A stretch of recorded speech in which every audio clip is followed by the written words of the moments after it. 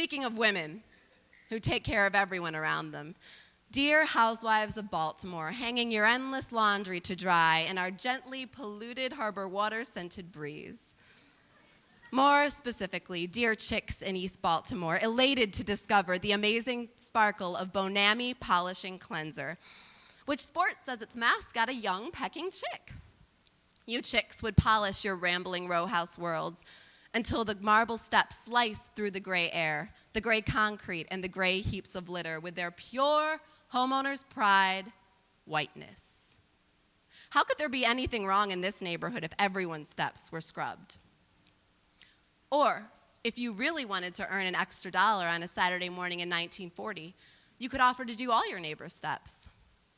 But that magic fell away as the 20th century progressed. Renters moved in, and a generation moved on. I want to be like you industrious scrubbing women. But I'm too afraid of my neighborhood, where there are weekly break-ins and racial tension, and everyone just wants to know, who let all these immigrants in here? But Highlandtown, you were started by immigrants. You were started by the Polish, the Germans, the Italians. What if I could trick my neighbors into remembering their lost past through the step scrubbing ritual? What if I could scrub away their divides and silences by scrubbing them back into the history of their block? And one Saturday, I stopped being so scared. One Saturday, I got dressed and started knocking. Why are you wearing that? It's my cleaning outfit for scrubbing marble steps like yours. It look old. You need a new one. What's that stuff?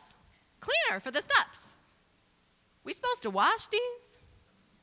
The girls and I dumped the bucket together onto the scrub marble, watching it run down into the street. As I walk away, one of them calls out, "Bye, washer lady. Bye, Cinderella. See you next Saturday."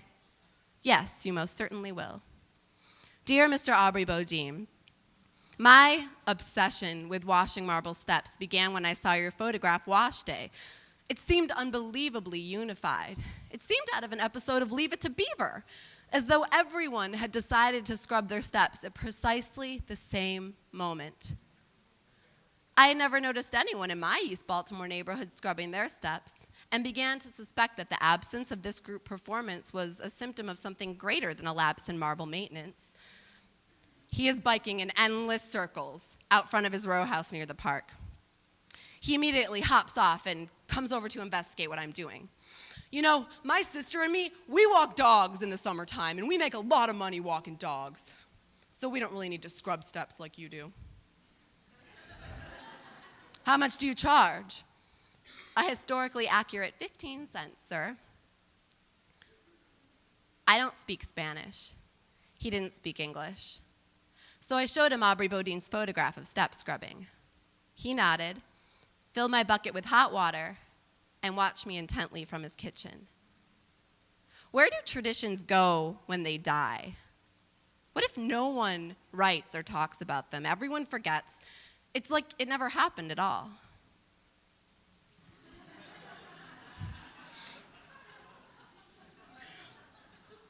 Why do you think this tradition stopped, ma'am? Well, if you ask me, hon, no one's scrubbing their steps no more because it used to be all whites living over here. Well, if you ask me, hon, they stopped it when air conditioning got invented. Nobody sat on their steps no more. They all closed the doors. Well, if you ask me, hon, the women all got lazy. They stopped caring. Well, if you ask me, hon, I really couldn't tell you, but you sure are bringing back a lot of memories for me. I ain't seen nobody do that in 25 years. Dear Francis, I know what you're thinking.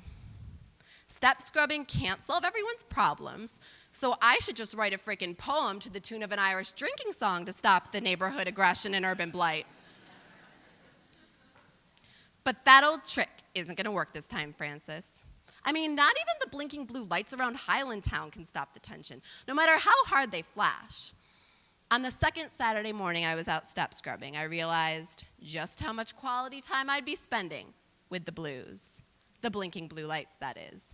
I was walking north up Highland Avenue, seeking out some dirty marble steps, and I found them, all in desperate need of my services. I crossed Lombard Street and looked up, and what did I see above me but a big case of the blinking blues? Dear Baltimore police, I just wanted to thank you on behalf of the citizens of Baltimore and for installing your brilliant surveillance system in our fair city. The charmingly conspicuous microwave-sized cameras placed in areas of high crime activity. Seriously, 24/7 surveillance? What service? Although, I did recently hear a rumor that no one's watching the VHS tapes until a crime has already occurred. And then you have to press rewind. And that, in fact, those cameras are only placed in black neighborhoods. And if you live near one of these ever-blinking beauties, you barely get any sleep at night at all because they're constantly illuminating your room with their blindingly protective glow. I wish I could protect the citizens of Baltimore from crime just like those blinking blue lights do. For the land of the free and the home of the brave, am I right, Francis? Dear Baltimore City, I have finally realized you've been collecting video footage of all of us to make us feel like movie stars and increase our feelings of importance about being citizens of Baltimore City.